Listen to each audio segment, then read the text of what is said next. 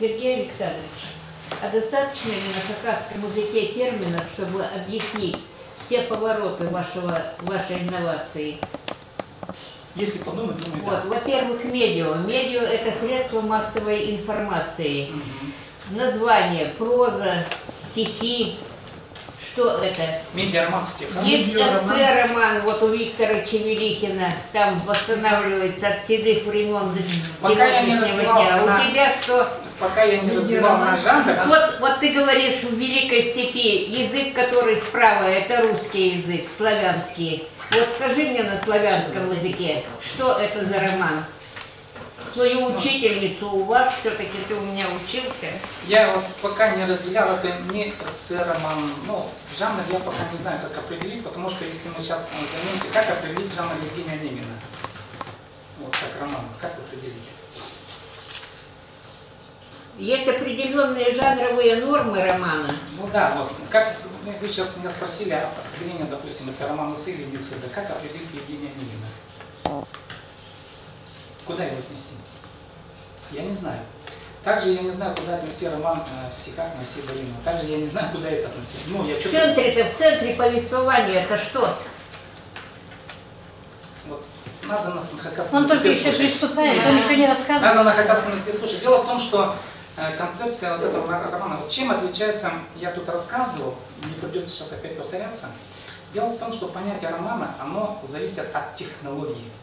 Вот я эту концепцию высказывал, от технологии как крупный жанр.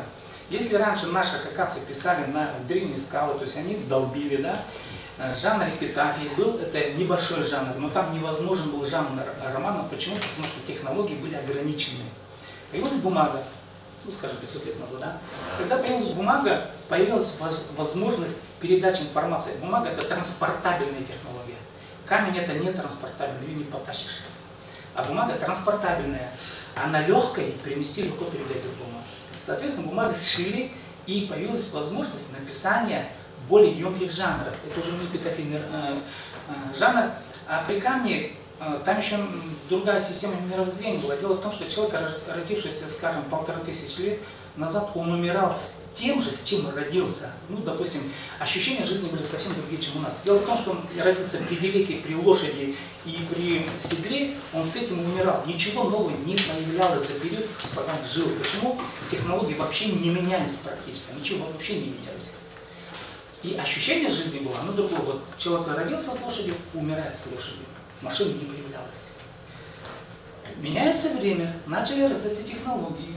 Бумага, когда появляется бумага, человечество уже пришло к какому-то размышлению, пониманию, да, что-то, то есть человек начал себя резко выделять из мира животных.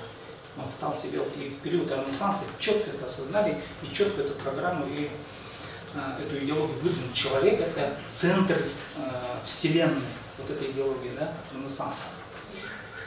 И этим самым выделили человека из всего ряда животных. Раньше человек не выделял себя сильно из всего ряда животных.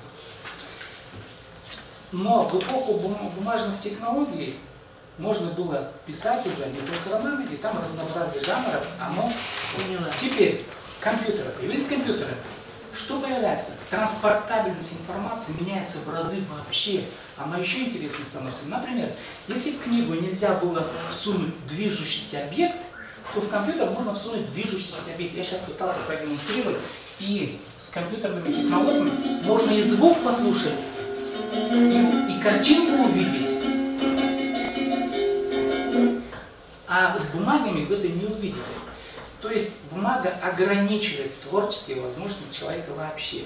Компьютер развивает эти возможности. И теперь, когда мы забиваем, скажем, понятие, вот у нас же нет понятия медиароман, такого понятия нету у нас, тем более в стихах еще. А тут какой-то хакас начал этим заниматься, вообще откуда он догадался, допустим, почему хакас этим занимается, а не американец. Интересно же, интересно, я, допустим, это понятие. То есть в России нет человека, который бы занимался медийными технологиями.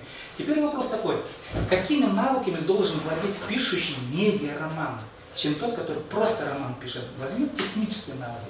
Технические навыки следующие.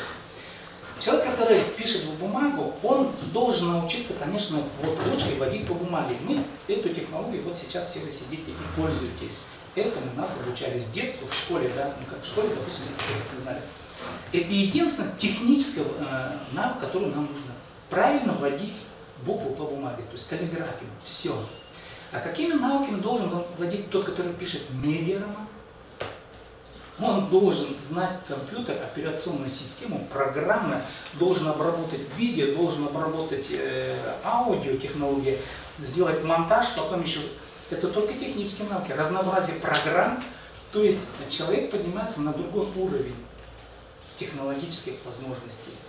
А технологии, они развивают интеллект человека. Если кто-то думает, что они не развивают, это неправильно. Они развиваются. И только технологии разовьют человека до того, что человек покинет Землю. Он когда-нибудь покинет Землю. Это с помощью технологий. Как он это сделает, я не знаю, но он покинет Землю. Это какие-то миллионы лет. Это случится все равно. Это с помощью технологий человек делает. При том, что сохранится какое-то биосущество, сохранится, да, но он это делает все равно, он перелетит куда-то. У нас еще представления о космосе неправильные. Я об этом тоже буду чуть-чуть говорить. Здесь есть намеки, но другая совсем тема. Мы думаем, что космос это большой взрыв, на самом деле это неправильно представление. Ну, в общем, я сейчас буду читать текст на хакасском языке и буду пытаться говорить о том, что сначала у меня идет вода на предмет рассуждения, что такое роман в стихах, почему я пишу роман в стихах, откуда это пришло. В общем, воды много, но это намеренная вода. Для чего? Это некий такой поток сознания по-хакасски. Если кто будет изучать, скажем, а что там хакас вообще, как вообще хакас у них, как у них образная система туда, ну, как вода льется. И они могут вот это изучать, скажем, как льется вода, первые 3 главы. А дальше уже предметно идет спор между поэтом и хайджи. Там четко уже будет видно. Ну все, поехали. Так, я буду дальше говорить по-хакасски, как бы прям он сказал. Абдельчабедин. Хантигр шоллама шерсты, кержен харахты. Исчем хулахты курет тынық тадыршона нашаяла парчатан кибельсты поставы. Крес. Шурек зи шамдығы сода парып, шурек хлинын ағынын біле тұрын, тадыр табын кибельс ипте салып, сөстің сөске артығының қысти сабы, бұрын ғылыр қиғаларына дынықпы, ақтығының аландырын хати алы, Бастыпсты, илбектіглерге көгізіп, пос-посқа үтертісті роман.